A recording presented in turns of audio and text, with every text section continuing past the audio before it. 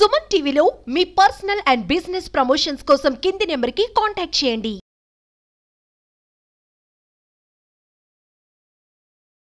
నమస్కారం అండి. నా పేరు డాక్టర్ రాజశేఖర్, పెరిడోంటిస్ట్ అండ్ ఇంప్లాంటాలజిస్ట్.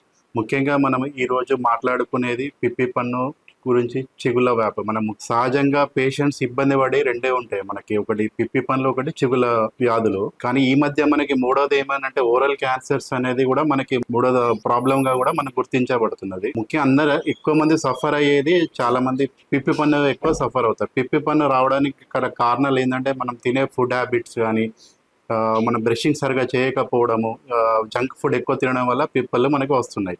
పిప్పి పన్ను మనం ఎలా గుర్తిస్తాము అంటే, ఫస్ట్ మనకి పిప్పి పన్ను రావడానికి మనకి ఫస్ట్ కలర్ అనేది చేంజ్ అవుతుంది. పన్ను ఒక పొర మీద కలర్ చేంజెస్ మనం నోటీస్ చేయాలి. అప్పుడు ఏమవుతుందంటే, ఇప్పుడు ఈ పన్నుకి ఒక 3 భాగాలు ఉంటాయండి. పన్నుకి ఇట్లా ఎనామెల్ అని ఒక తెల్లటి పొర ఉంటుంది, దాని తర్వాత డెంటిన్ ఉంటుంది, దాని తర్వాత పల్ప్ ఉంటుంది.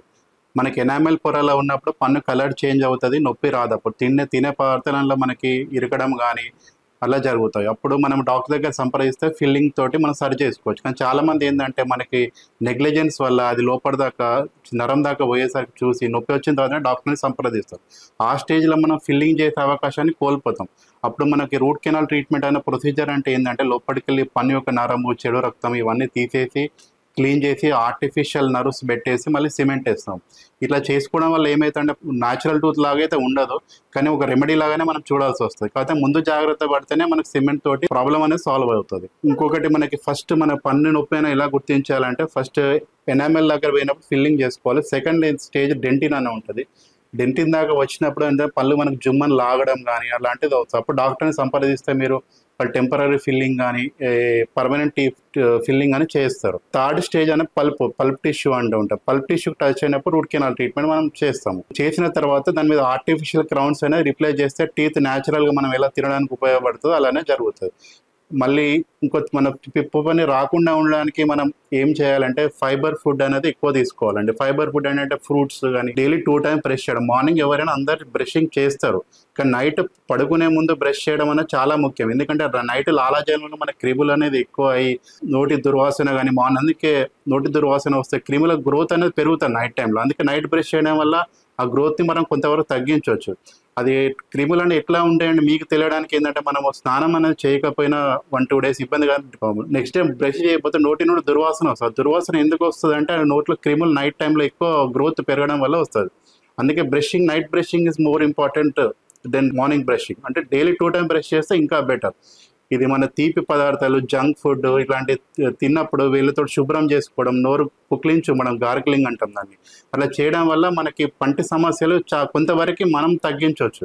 ఇక సమస్య వచ్చినప్పుడు డాక్టర్ ఎట్లా మనకు ట్రీట్మెంట్ చేస్తారు. ఇది దంత క్షయం అంటే ఇది పిప్పి పన్ను అంటాం దాన్ని. ఇప్పుడు మనం మాట్లాడిందంతా పిప్పి పన్ను. సెకండ్ టాపిక్ ఏంటి, మనకి మెయిన్ సఫర్ అయ్యే చాలా మంది చిగుళ్ళ సంబంధించిన వ్యాధులు చాలా వస్తున్నాయి.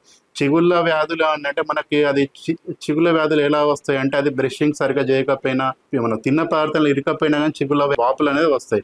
చిగుళ్ళ వాపులు మనం ఎలా గుర్తించాలి? ఫస్ట్ చిగుళ్ళ వాపులు రావడానికి మనకి చిగురు అనేది ఎర్రగా మారుతుంది, ఎంతగా కనిపిస్తుంది మనకి. అప్పుడు బ్రష్ చేసినప్పుడు బ్లడ్ వస్తూ ఉంటుంది, నోరు దుర్వాసన కూడా మనకు వస్తుంటుంది. అప్పుడు డాక్టర్ని సంప్రదిస్తే ఇప్పుడు అత్యాధునిక పద్ధతుల ద్వారా చిగుళ్ళ ట్రీట్మెంట్స్ కూడా మనకు అందుబాటులో వచ్చాయి. దాంట్లో లేజర్ ట్రీట్మెంట్స్. లేజర్ ట్రీట్మెంట్ అంటే ఏంటంటే, మనకి పన్ను యొక్క కుట్లు అవసరం లేకుండా చిగుళ్ళ సర్జరీ చేసుకొని నొప్పి లేకుండా రక్తం తక్కువ వచ్చేటట్టు చేసుకోవచ్చు. చిగుళ్ళ వ్యాపులు మెయిన్ ఫుడ్ మెటీరియల్స్. చిగుళ్ళ వ్యాపులు అడ్వాన్స్ స్టేజ్ ఏంటంటే దాన్ని అడ్వాన్స్ పెరిడోంటైటిస్ అంటాం. చిగుళ్ళ వ్యాపు నెక్స్ట్ స్టేజ్ దాని చిగురు లోపల ఉండే బొక్క ఎముకకి చేరడం వల్ల పన్ను లూజ్ అయిపోతుంది. లూజ్ అయిపోయినప్పుడు డాక్టర్ దగ్గరికి వస్తే అది పన్ను తీయడమా, లేకపోతే దాన్ని మళ్ళీ ఫ్లాప్ సర్జరీ లేజర్ ట్రీట్మెంట్ చేసుకోవడం జరుగుతూ ఉంటుంది. మళ్ళీ థర్డ్ టాపిక్ ఏంటంటే ఓరల్ క్యాన్సర్. మనకి నోట్లో కానీ ఏదైనా మానని గాయం, పుండులాగా ఏమన్నా అనిపించినా, ఒక వారం కంటే ఎక్కువ మానకపోయినా, మీరు వెంటనే డాక్టర్ని సంప్రదిస్తే మీరు తొందరగా అది క్యాన్సరా కాదా అని గుర్తించి బయట రాగలుగుతారు. ఒకవేళ మీరు తంబాకు కానీ, గుట్కా, పాన్ అట్లాంటి తిన్న వాళ్ళైతే కంపల్సరీ వాళ్ళకి వచ్చే అవకాశం మిగతా వాళ్ళకంటే డెఫినెట్లీ వాళ్ళకి ఎక్కువనే ఉంటుంది.